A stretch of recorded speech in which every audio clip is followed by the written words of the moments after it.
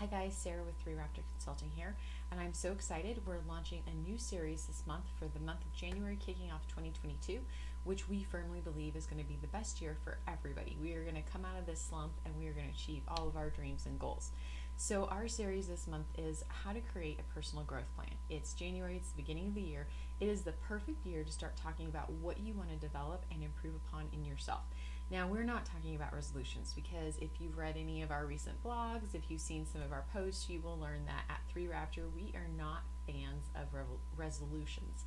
We think that these ideas that you come up with somewhere between the last, couple days of the year, these are the things I want to improve, can be just a little haphazard or a little trendy and things you aren't going to stick with. And what that means is we set ourselves up for failure, and on top of that failure, we end up not achieving anything, then we feel even worse, and then we just go back even farther. So what we're really big fans of are creating goals of growing, of putting permanent habits and routines in.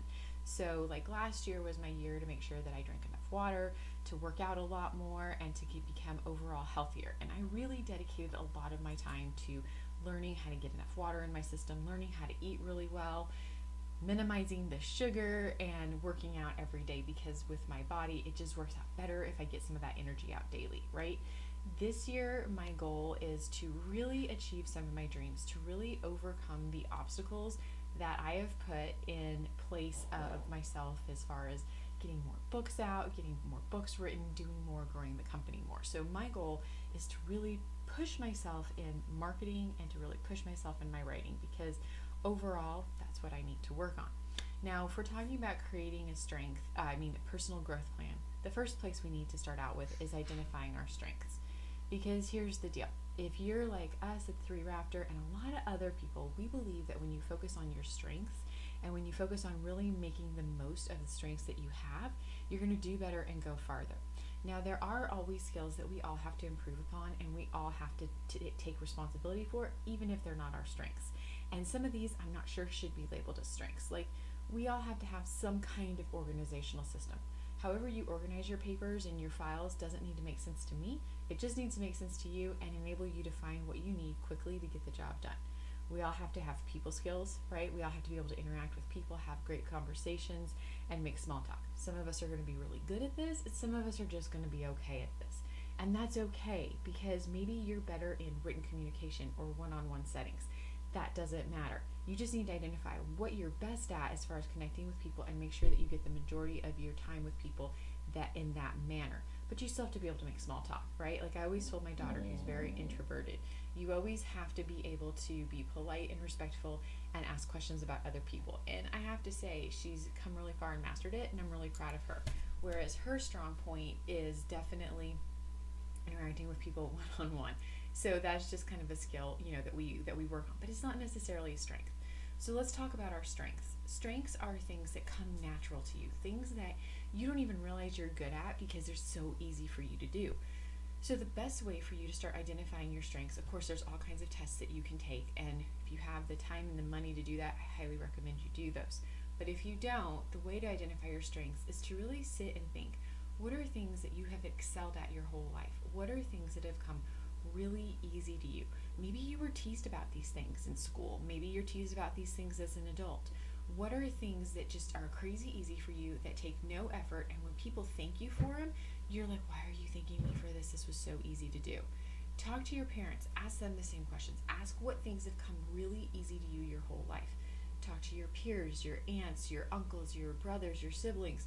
Talk to as many people as you can, and just really ask questions about what they noticed that you excelled at as a child, a young adult, what has really seemed to come with little to no effort, right? And please don't think that I want you to have these conversations in a way that is very prideful or boastful. Really, what we're going for is to learn about yourself. Then ask yourself, what are things that you really enjoy doing? They might challenge you, they might push you, but you don't care because you enjoy the work so much that you get lost in it. Those are strengths as well, because our strengths can definitely challenge us, right? Like for me, learning how to write in different styles, really perfecting different voices, really perfecting different kinds of writing. I can get lost in that and spend 8 hours writing and had no idea I was sitting still for 8 hours. Working on my art, which is not for public view because it's not there yet. that's something I can just lose myself in for hours and hours on end, right? Because it just is challenging, but it's challenging and brings me joy. Ask yourself what things bring you joy that you do. Ask yourself, when you have the ability to volunteer, what are the natural skills and times and talents and things that you are naturally volunteering?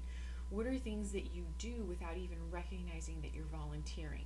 Really think about how you spend your day. So if you're at, let's say you're volunteering at a food kitchen, right? And all of a sudden the cook goes down and you just step up and you start managing that kitchen and cooking. And to you, it's just second nature. You didn't even realize you were doing it. You just knew it had to get done. Think about instances like that and ask yourself what your strengths were in those instances. This is going to be something that I really want you to spend at least this next week on, reflecting on all of the things that you do great at. Think about the areas that you get compliments in. Think about the areas that people, tease you about. Think about things that have always been easy. Think about what brings you joy, and think about the things that you do without even realizing you're doing. And think about the things that when people thank you for doing it, you're like, I don't know why you're thanking me, because this was no big deal. Those are going to be the things that are your strengths. And you could have a massive list. I want you to write everything down that occurs to you. Because here's the thing, as you go back and start to review that list, you're going to be able to start to put things into categories. And you're probably going to end up with about 5 to 10 really good categories that are your actual strengths. These other things are just the way that those strengths were manifested in that moment, right? So really come to find out, make that list, put them into categories and say, okay, I am comfortable with these 5 categories. I really feel like these are the areas that I'm strongest in. And then when you look at that and you have those categories, maybe put them even in order of strongest to least, right? And then look at that and think, what in this area, what in these categories do I want to excel at? What do I want to learn more about? What do I want to get better at? Because that's the area that we're going to use to start creating this personal growth plan over this next month. And trust me, it's really okay if we focus on our strengths and really improving those, because in the ideal work environment, we're going to be hired for our strengths, which means that everybody sitting at the table is going to have a different variety of strengths. Or if somebody has the same strengths as us, they're going to be able to share them or manifest them much differently than how we do it, which is exactly what we want. Now again, I'm just going to put out there the soft skills. We all need to work on those every day. I used to be great at making conversation, great in a big room of people, but after 2 years, 2 years, right? It'll be 2 years in March of working from home, doing so many videos, spending my days with my dogs. My people skills are not as good as they used to be, and I've noticed that my communication is much better in writing than it is in person. I'm really struggling with that. So that to me is indicative that that's a soft skill I need to work on. So let me just clarify, soft skills are something we all have to work on, because remember, as I always tell my daughter, you don't have to be an extrovert, you don't have to be an outgoing person, but you have to be able to make polite conversation in the work area, right? You need to be able to just have that small talk, but make it quality small talk where you create that connection, where you learn about that other person and then get them in a setting that works for you, which is maybe email, which is maybe a phone call, which is maybe face-to-face. But we've all got to always work on our soft skills. And I have a feeling this first quarter we're really going to need to amp up those soft skills and working on those. So just naturally know that every year part of our growth plan is going to be improving our soft skills, because we can always learn to hear better. We can always learn to communicate better. We can always learn to read body language better, right? We can always learn how to create those connections with people, how to present ourselves better. Those are all soft skills. Our strengths are our hard skills, and that's what we're really focusing on creating a growth plan for this year. So you've got your homework for this week. I hope you take it seriously, and I hope next week you've got that information written down, because we're going to keep moving forward in this process, and by the end of January you will have a solid personal growth plan that will take you through the rest of this year and help you to have the best year ever.